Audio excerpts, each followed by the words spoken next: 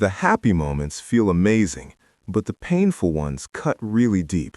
One small thing can stay in your head for hours, and someone's tone of voice can change your whole mood in seconds. If you have ever asked yourself why you feel things so much more than others, there are 6 real reasons behind it, and by the end of this, things might finally start to make sense.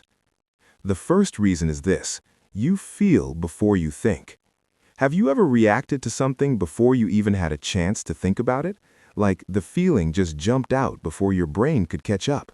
That is because the emotional part of your brain moves faster than the thinking part. The feeling hits first, then the thought comes after. In real life, this means small things feel really big. A look, a word, a late reply. These things hit harder than they probably should. Not because something is wrong with you, but because your brain is simply wired to feel first. And you keep trusting those feelings because in the moment they feel completely real, even when they are only showing you part of the picture. Most people never even realize this is happening to them. Now the second reason, and this one goes deeper, you do not just feel your own emotions, you pick up other people's emotions too. Have you ever walked into a room and suddenly felt heavy without knowing why, or finished a conversation and felt completely drained? Your brain is wired to absorb the feelings of people around you, almost like a sponge. You pick up on tone, energy, body language, and silence, things most people completely miss. In real life, this means you end up carrying emotions that are not even yours. A friend's stress becomes your stress. A stranger's sadness follows you home. And you keep doing it because it feels like caring. It feels like being a good person. But over time, carrying everyone else's feelings without putting them down becomes too much to hold. And that alone changes everything. The third reason is this: you have a really hard time letting feelings go. Have you ever replayed the same moment in your head over and over and felt just as hurt the 10th time as you did the first? Your brain holds on to emotional moments more tightly than most people's do. The stronger the feeling was, the deeper it gets stored. In real life, this means things linger. What should have passed in 10 minutes stays with you for hours, sometimes the whole day. And you keep going back to it because you think if you just understand it enough, the feeling will finally go away. But going back over and over does not release the feeling. It actually keeps it alive. Most people never even notice this pattern in themselves.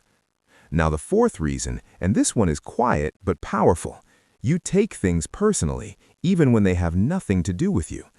Have you ever assumed someone was upset with you even before you had any proof? A short reply feels like they're angry. Silence feels like rejection. A different tone feels like something is wrong. Your brain is always looking for emotional meaning in everything around you. It would rather think something is wrong than be caught off guard. In real life, this means you end up feeling hurt by things that were never even aimed at you. And the reason it keeps happening is because this habit once kept you safe. It kept you aware.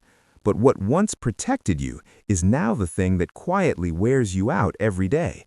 And that alone changes everything. The fifth reason is the one most people never see coming. Your feelings are actually trying to guide you, but you've learned to ignore them. Have you ever made a decision that made complete sense on paper, but something inside you felt that it was just wrong? That feeling was real information. Scientists have found that people who lose the ability to feel emotions actually struggle to make even simple decisions, because feelings are not the opposite of good thinking. They are a part of it. You have a very strong inner signal that most people do not have.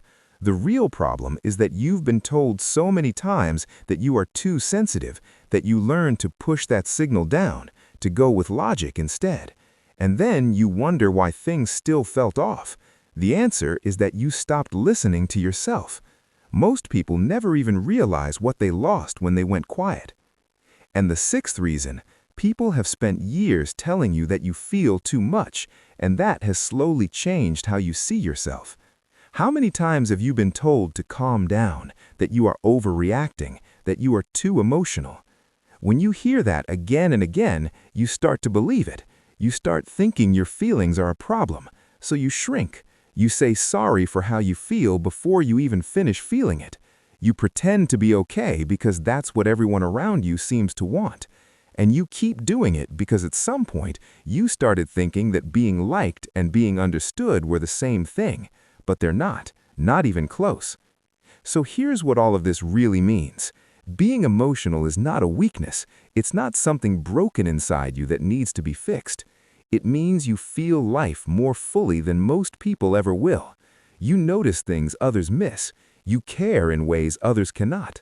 But feeling a lot does not mean you have to suffer a lot. It just means you need to learn when to pause, when to let go, and when to trust what you feel. Because your emotions were never the problem. You just never had anyone explain them to you clearly, until now.